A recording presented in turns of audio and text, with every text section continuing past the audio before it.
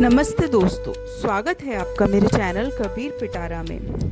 Friends, आप सुन रहे हैं कबीर पिटारा, जहां मिलते हैं संत कबीर के विचार। कबीर दास जी कहते हैं, इंसान जो भी कर्म करता है, चाहे वह अच्छा हो या बुरा, उसका फल उसे अवश्य भोगना पड़ता है।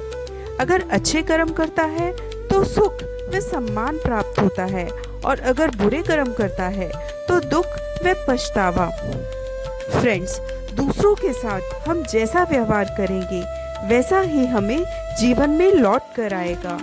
कर्म ही हमारी किस्मत बनाते हैं, इसीलिए सोच समझकर ईमानदारी व दया से कर्म करें। कबीर दास जी इस दोहे में हमें सबसे गहरा सिद्धांत समझाते हैं कि दुनिया में कोई भी कार्य व्यर्थ नहीं जाता। हर कर्म का परिणाम होता है, कभी तुरंत तो कभी देर से, लेकिन होता जरूर है।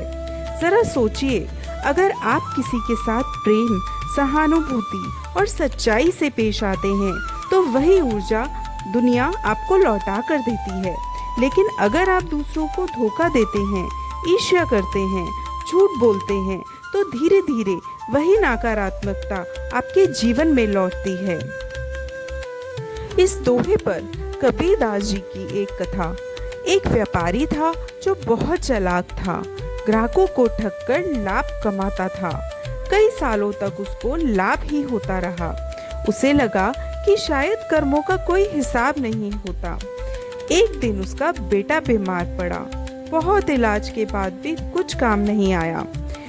तो एक संत उसको बोले, तेरे कर्मों की गूंज अब लौट रही है। व्यापारी ने पछताकर अपने कर्म सुधार किए, लोगों से माफी मांगी और सेवा करना शुरू हुआ। धीरे धीरे उसका पुत्र सही होने लगा, धीरे धीरे उसका जीवन बदलने लगा। तो फ्रेंड्स, हमारे कर्म ही हमारी किस्मत है। जो आज बोओगे वही कल पाओगे। इसीलिए हर काम में सच्चाई, दया, प्रेम का बीज बोना जरूरी है। जैसी करनी वैसी बढ़नी, यही जीवन का न्याय है।